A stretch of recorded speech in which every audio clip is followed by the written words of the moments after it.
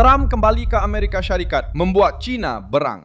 Pada hari Jumaat, 15 Mei 2026, ketika sebahagian media melaporkan pertemuan itu sebagai perbincangan perniagaan, Trump meninggalkan meja dengan satu kejutan yang jauh lebih besar.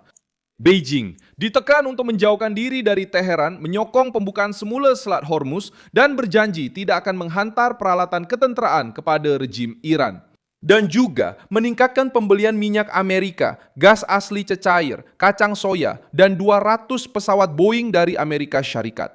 Perubahan ini sangat mendadak kerana China dilihat sebagai penyelamat ekonomi utama Iran tepat pada saat Teheran paling memerlukan sokongan.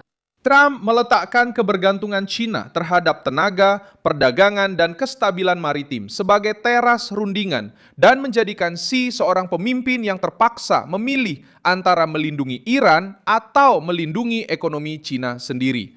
Saya akan ceritakan semuanya kepada anda sebentar lagi. Tapi sekarang anda pasti mahu melanggan saluran ini supaya terus mendapat maklumat yang tepat. Maklumat masa nyata dengan kualiti kewartawanan terbaik yang pernah dilihat mengikut piawaian kredibiliti Milson Alves.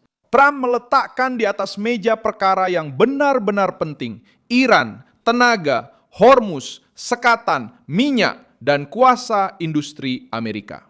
Menurut Associated Press, Trump menyatakan di Air Force One bahawa China akan membeli 200 pesawat Boeing dengan kemungkinan perjanjian itu akan berkembang lebih lagi. Walaupun Rumah Putih dan Boeing sendiri masih belum mendedahkan butiran lengkap perjanjian itu.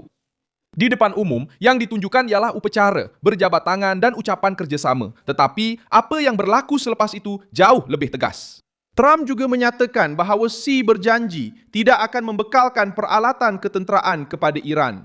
Kenyataan itu telah direkodkan oleh Guardian yang menyatakan bahawa Trump berkata beliau mendengar janji yang tegas daripada Xi mengenai perkara itu. Walaupun di tengah-tengah laporan risikan Amerika mengenai kemungkinan perbincangan yang melibatkan pengeluar China dan Teheran. Inilah perkara yang menjadikan lawatan itu sebagai perangkap politik untuk Beijing. China tidak hanya perlu bercakap mengenai perdagangan. China telah dihadapkan dengan satu soalan yang sukar. Adakah ia akan bersama Iran hingga ke akhirnya? Atau adakah ia akan menjaga bekalan tenaga sendiri dan perniagaannya dengan Amerika Syarikat? Bahagian perdagangan menambah tekanan. Trump berkata di dalam Air Force One bahawa China akan membeli 200 pesawat dengan kemungkinan pesanan itu meningkat sehingga 750 pesawat.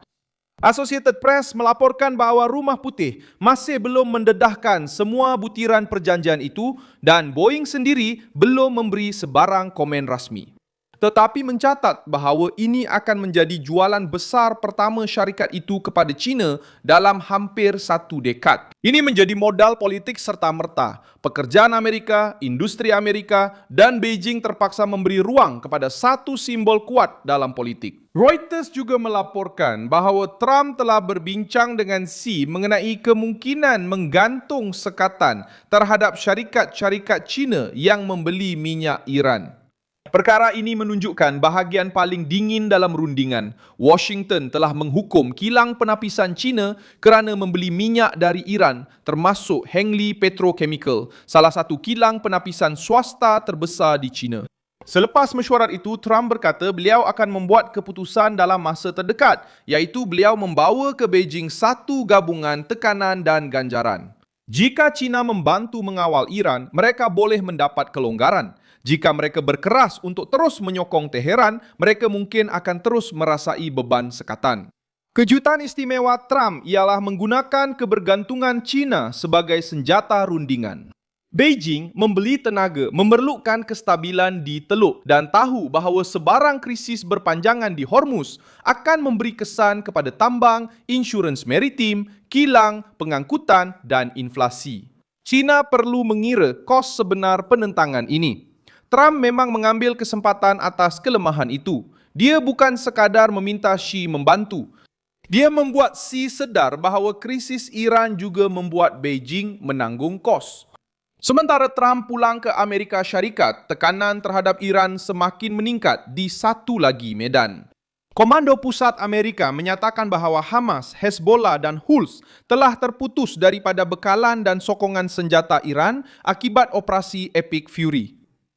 Laksamana Brad Cooper berkata bahawa Iran telah menghabiskan berdekad-dekad dan berbilion-bilion untuk mempersenjatai kumpulan sekutu, tetapi ancaman itu kini telah banyak berkurangan.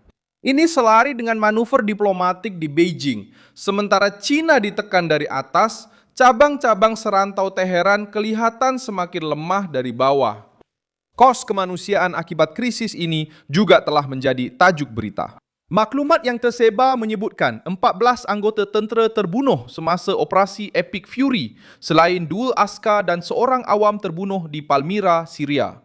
Kerajaan Amerika Syarikat cuba menganggap pengorbanan ini sebagai sebahagian daripada operasi yang lebih besar untuk memutuskan rangkaian sokongan Iran, mengurangkan serangan terhadap tentera Amerika Syarikat dan melindungi sekutu di Timur Tengah.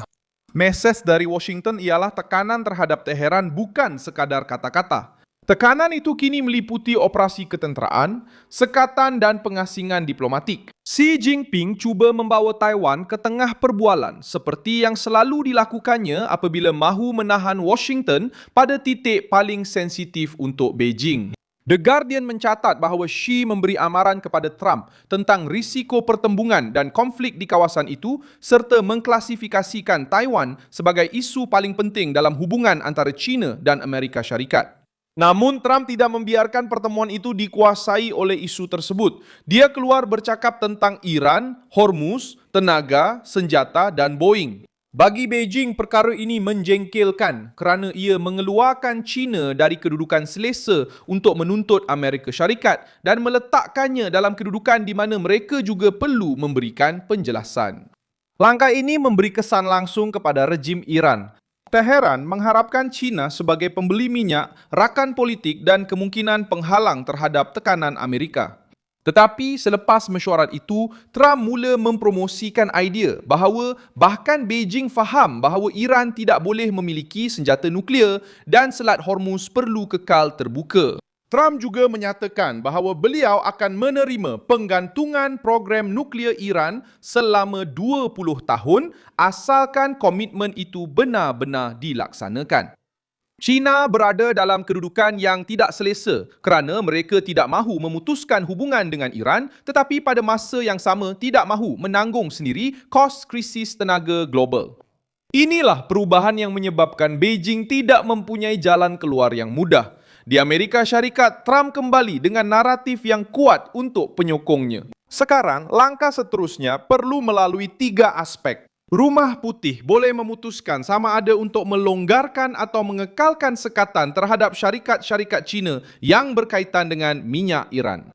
Xi boleh cuba menampilkan dirinya sebagai orang tengah supaya tidak kelihatan seperti hanya mengalah kepada Trump. Dan Iran perlu memilih antara mengekalkan tekanan di Hormuz atau menerima rundingan yang lebih sukar. Bezanya ialah selepas lawatan ke Beijing, Teheran tidak lagi memandang China dengan keyakinan yang sama seperti dahulu. Trump pulang ke Amerika Syarikat dengan China yang marah, Iran yang lebih terasing dan satu kad tersembunyi yang menjadi berita dunia. Saya Milson Alves Global, seorang internasionalis dan tujuan saya adalah untuk memastikan anda sentiasa mendapat maklumat yang benar setiap hari. Pautan berita ada di dalam deskripsi video. Sila tekan butang suka pada video ini, langgan saluran ini dan di akhir nanti lihatlah komen-komen supaya anda lebih terlibat dengan komuniti Milson Alves Global.